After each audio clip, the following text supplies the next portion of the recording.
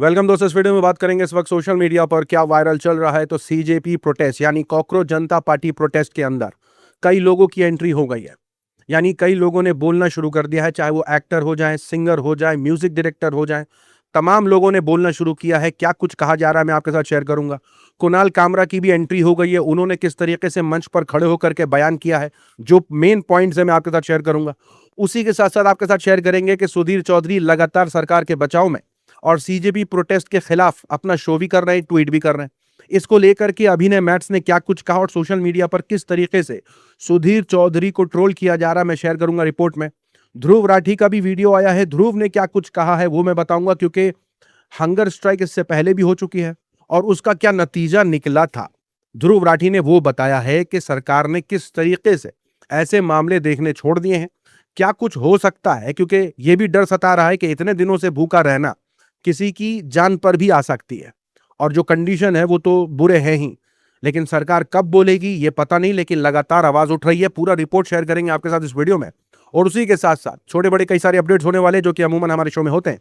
तो आगे बढ़ने से पहले आप सभी से गुजारिश है, चैनल को सब्सक्राइब करिए, क्योंकि यूट्यूब खुद कह चुका है कि वो अब रेकमेंड नहीं कर रहा वीडियो को। तो ये आपकी जिम्मेदारी है कि हमारी वीडियो को शेयर करिए, लोगों तक सब्सक्राइब करिए और जी हाँ, लोगों तक जरूर पहुंचाइए। नीट पेपर लीक और स्टूडेंट्स के नुकसान के मामले को लेकर कॉकरोच जनता पार्टी और सोशल एक्टिविस्ट सोनम वांगचुक का प्रोटेस्ट जारी है। इस बीच प्रोटेस्ट में कुणाल कामरा शामिल होने पहुंचे। जंतर मंतर पर स्पीच के दौरान उन्होंने सीता पर एक बयान दिया, जिसे लेकर काफी बहस छिड़ी हुई है।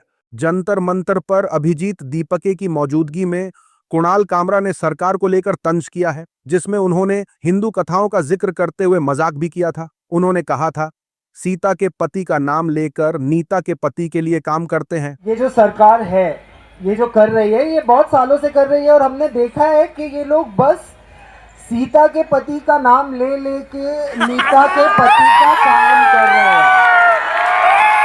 सोशल मीडिया पर सोनम वांगचुक लोगों से अपील कर रहे हैं कि आप मेरे भूख हड़ताल की चिंता मत कीजिए, उसकी जगह आप 20 जुलाई को हमारे साथ प्रोटेस्ट में शामिल हों। इसमें हम पीसफुल मार्च निकालेंगे पार्लियामेंट तक अपनी आवाज पहुंचाने के लिए।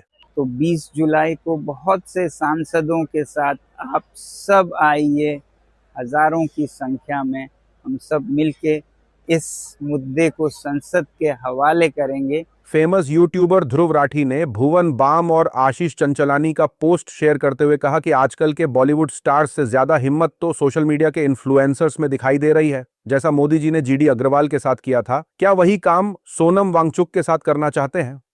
प्रोफेसर जीडी अग्रवाल 111 दिन के अनशन पर बैठे थे गंगा की सफाई के लिए, सैंड माइनिंग के खिलाफ।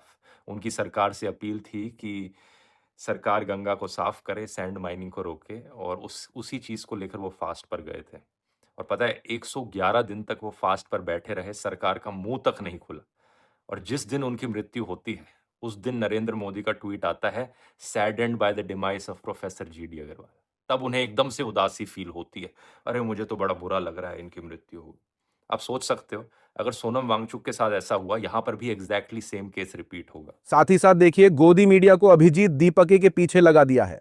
कॉकरोच जनता पार्टी के प्रोटेस्ट को हर दिन लोगों का सपोर्ट मिल रहा है। स्टूडेंट्स के फ्यूचर के लिए किए जा रहे इस प्रोटेस्ट को लेकर बड़े नाम भी अब बोलने लगे हैं। नेशनल मीडिया इस प्रोटेस्ट को नहीं दिखा रहा है, वो एजुकेशन सिस्टम में सुधार की मांग करने को राजनीति बता रहा है।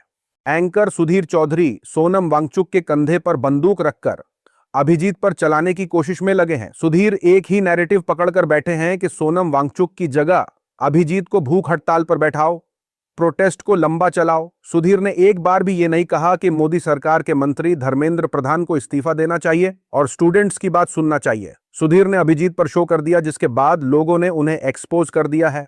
फेमस मराठी एक्टर सयाजी शिंदे मोदी सरकार से पूछ रहे हैं कि आप सोनम वांगचुक से क्यों नहीं मिलते, क्या आपकी कोई जवाबदेही बची भी है या नहीं।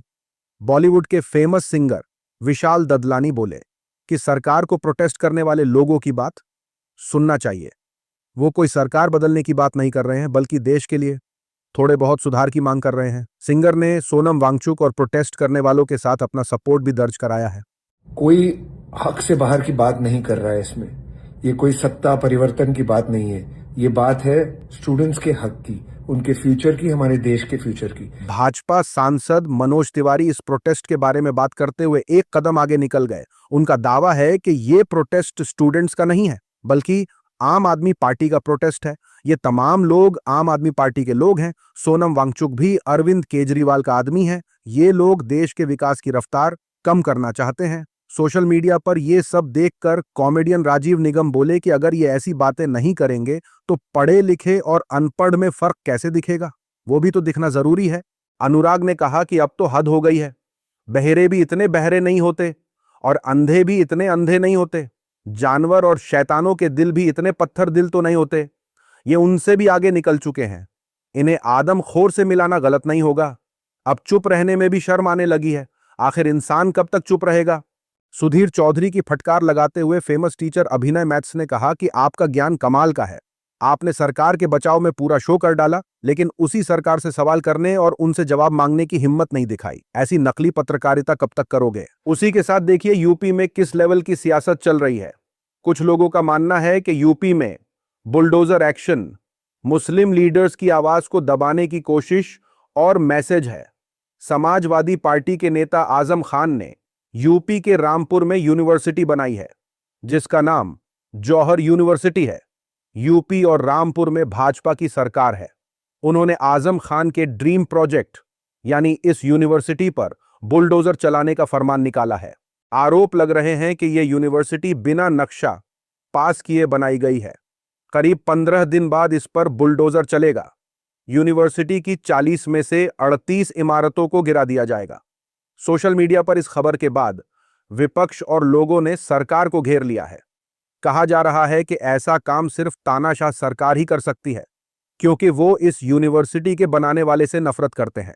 सीनियर पत्रकार कहने लगे कि यूनिवर्सिटी पर बुलडोजर चला दो और स्कूल बंद कर दो, सिर्फ इनकी पसंद की व्हाट्सएप यूनिवर्सिटी ही चालू रहेगी। उसी के साथ देखिए कावड़िए किस तरह की धार्मिक यात्रा कर रहे हैं। कावड़ियों ने मुजफ्फरनगर में धार्मिक यात्रा के दौरान एक पिकअप गाड़ी में तोड़फोड़ की है। यूपी के मुजफ्फरनगर के पुरकाजी कस्बे में दिल्ली हरिद्वार हाईवे पर यह मामला पेश आया। यह रास्ता कावड़ यात्रा करने वाले लोगों से भरा रहता है, जो बांस की कावड़ में गंगा जल लेकर शिव मंदिरों तक जाते हैं। आरोप है कि कावड़ियों से गाड़ी चलते हुए थोड़ी सी टच हो गई थी। पुलिस मौके पर पहुंची, भीड़ को शांत कराया, गाड़ी को अपने कब्जे में ले लिया और इस मामले में नवीन, प्रिंस और नवनीत नाम के कावड़ियों का नाम दर्ज किया है। सोशल मीडिया पर लोग बार बार होने वाली तोड़फोड़ पर ऐतराज जता रहे हैं और सवाल उठा रहे हैं कि ड्रोन और हजारों पुलिस वालों की तैनाती के बावजूद पुलिस का रवैया कैसा रहा। सोशल मीडिया पर पत्रकार ने कहा कि पुलिस वाले गाड़ी के मालिक को गिरफ्तार करने में लगे थे, जबकि जिन्होंने तोड़फोड़ की वो लोग वहीं मौजूद थे, उन्हें अरेस्ट नहीं किया।